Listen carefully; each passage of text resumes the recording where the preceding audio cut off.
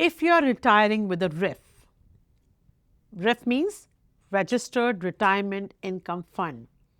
The way you pull money out can make or break your tax bill. And this is where a lot of Canadians go wrong. Most of the advice floating around online or even in the paper is designed to help you save money this year. But here's the problem. Retirement doesn't last 1 year. For most Canadians, retirement stretches 25 to 30 years.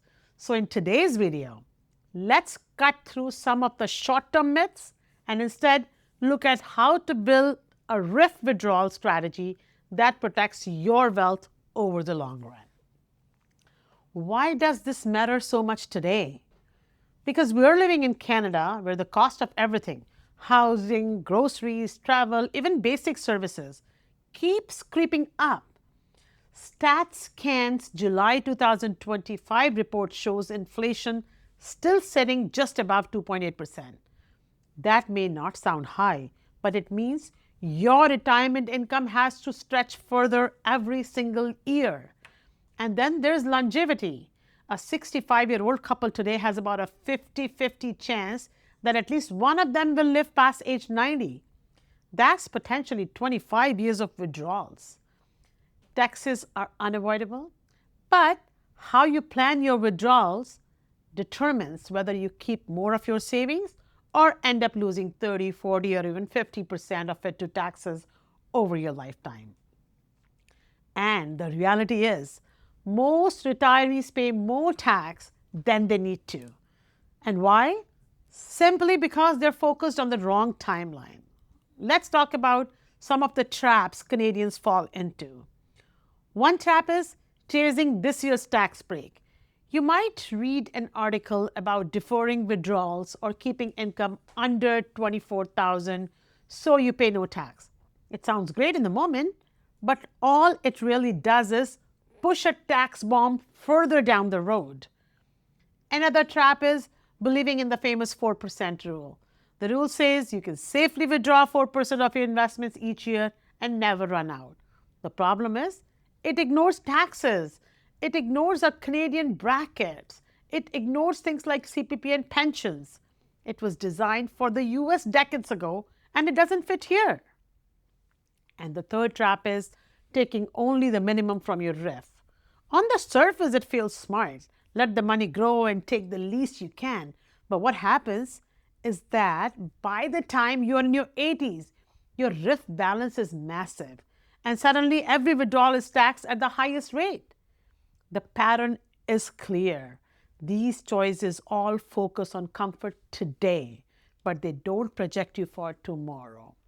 Let's clear up a few things with some facts. First, the pension income tax credit. When you're 65 or older, the first $2,000 of eligible pension income, including RRIF withdrawals, qualifies for the credit. But this doesn't mean you save $2,000. In practice, it saves you around $300. It's a nice perk, but it's not a game changer. Second, the tax-free threshold at 65 and older, many Canadians can earn about $24,000 of taxable income before federal and provincial credits reduce the tax bill to nearly zero. That sounds appealing, but if you hold yourself at zero tax for years, you're setting yourself up for giant withdrawals later and much higher tax brackets. And finally, longevity and inflation. The average Canadian retiree household now spends close to $70,000 a year on living costs, up from about $62,000 only a few years ago. Even if your mortgage is gone, everyday life is expensive. If your strategy only looks at covering this year's bills, you're putting yourself at risk. Let's make this concrete with a simple example. Imagine a 65-year-old retiree in Ontario with $600,000 in a RRIF account.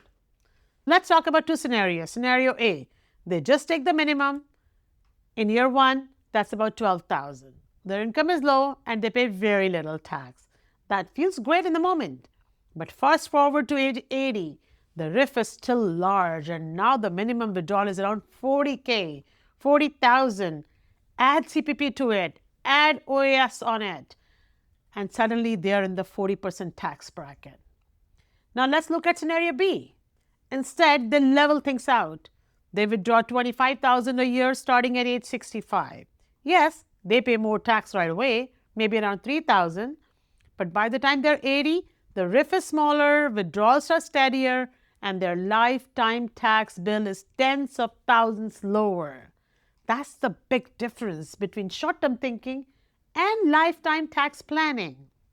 Now let's look at this through a more human lens. Picture Raj and Anita, a couple living in BC. They both retired at age 65 with similar RRIF balances. Raj decides to keep his taxable income as low as possible. He aims to stay under $24,000 a year and feels good paying no tax. Anita takes a different approach. She withdraws more than the minimum, uses some of it to top up her TFSA every year, and even gives a bit to her kids while she's alive. By age 85, the difference is dramatic. Raj still has a large RRIF, but when he passes, this year it takes a big slice and his estate ends up paying over $200,000 more in tax than Anita's. Whereas Anita, on the other hand, has steady withdrawals, a healthy TFSA that's grown tax-free, and her kids inherit more with fewer complications. Same starting point, two very different outcomes. The difference wasn't investment performance, it was the planning. So, how do you figure out the right approach for you? Here's a simple framework.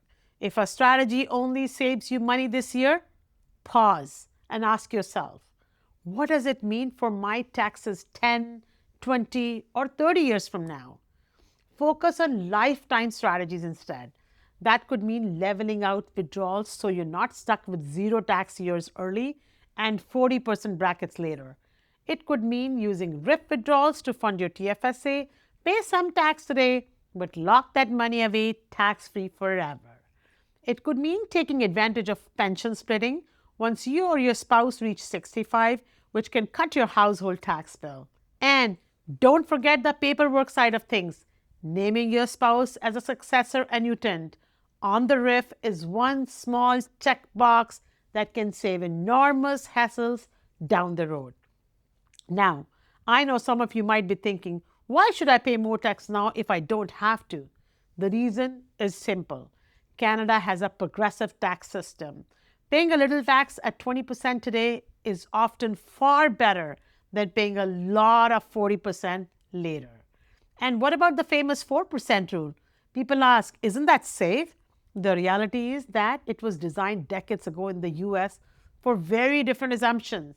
For most Canadians, especially when you factor in taxes, pensions, and real spending needs, it doesn't apply. In fact, many retirees actually draw 7 to 10% early on to cover their lifestyles and then slow down later. This isn't about paying more tax. It's about paying smarter.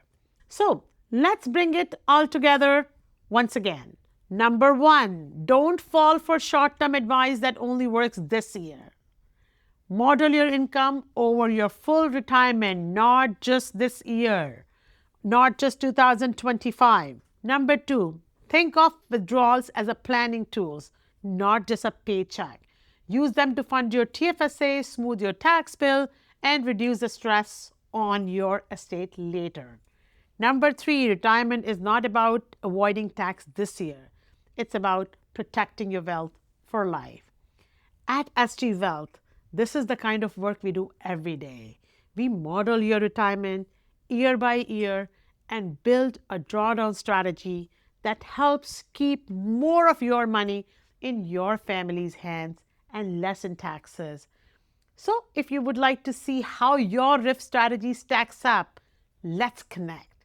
Even a simple conversation can reveal opportunities that add up to 6 figures of savings over your lifetime. Thank you for watching and have a wonderful day ahead.